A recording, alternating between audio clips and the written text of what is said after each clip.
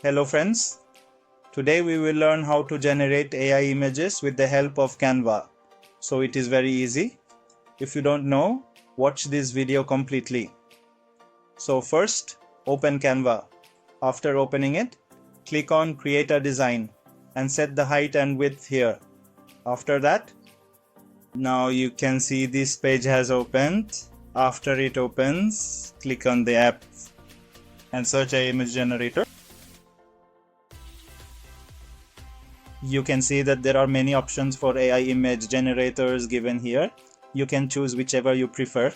I choose AI image in. After it is done, write above which generator you want to generate. Now write what image you want to generate. After it's done, click on Create.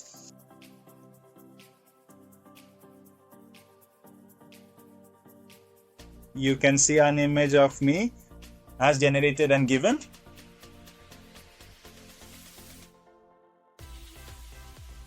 To write the image you want to generate.